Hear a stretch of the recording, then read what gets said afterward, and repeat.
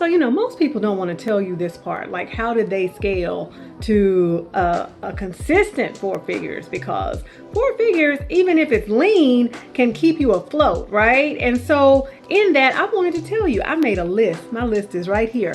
And so I was getting dressed today and I was like, that feels like something you need to share. So here I am. So how I took my relationship coaching practice to a consistent four figures, consistent month after month after month. The way I did that was by getting testimonials and reviews. Testimonials and reviews really exploded my business because it gave us the social proof that I didn't even know that we needed.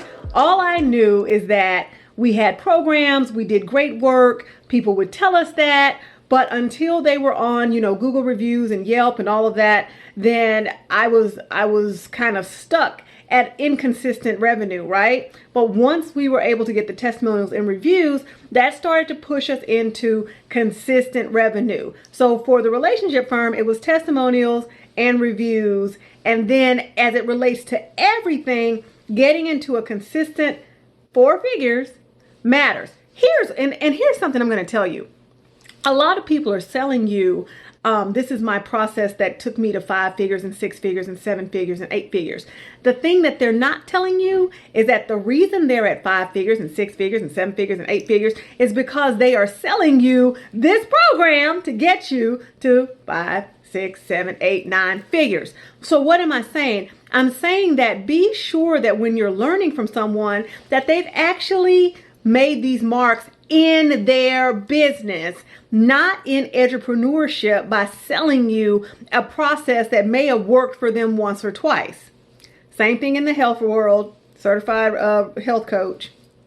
They do that too. Oh my God, I did this diet. I ate popcorn for 30 days. I'm going to write a book about it. You should sign up for the popcorn diet. And here you go. So just make sure of that. Okay. But in terms of taking the business, the brand that I have now into the consistent four-figure realm, right? Here's my list, right? The first thing I had to do was really open my mind. And that's where a lot of people, they fail. The startups, the starting out businesses, they fail because they've got it in their head that they need to do things a particular way or not do particular things. And then when it's time to explore new opportunities, the mind just shuts down. You got to be open. You got to open your mind. The next thing I did was I hired a coach. And I hired a coach at the craziest time, pre-pandemic, before we knew what was going on, what was shutting down, any of that. I hired a coach. Best decision I ever made. Shout out to the business bully. But in that, the coach held me accountable. This is what I do for my clients, be them marketing, coaching, whatever. A coach holds you accountable to what you say you want. And one of the things I wanted was to do more things and expand and evolve. Couldn't do that from where I was. So I had to hire a coach that would keep me accountable to the changes I needed to make and the things that I wanted to do.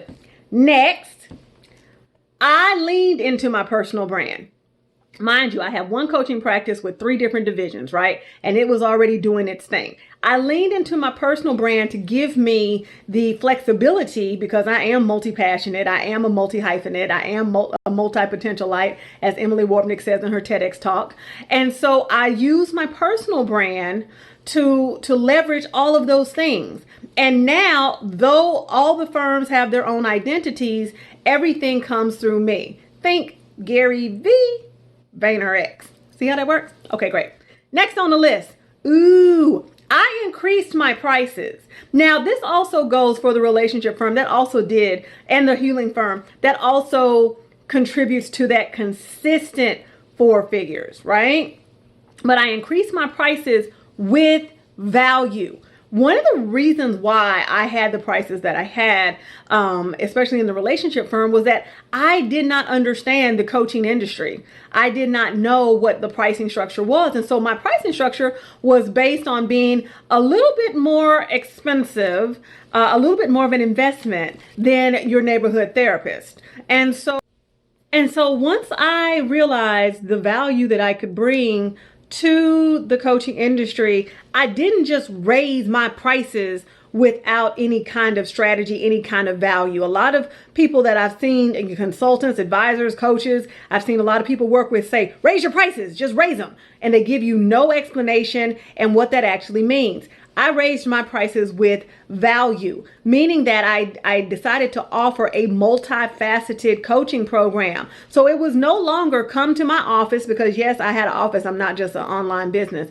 Come to my office and sit and talk and work on the whiteboard or go through your Prepare and Rich and all of that. I decided that I would add an experience for onboarding. I decided I would leverage video content. I would create worksheets and classes. And so I created a multifaceted program which allowed me to see the value in raising my prices. There's no reason for you to raise your prices just to be raising your prices. That's insane, because if you don't lead with value, then there's no point. Back to my list. What else did I do? I started talking about what I had done.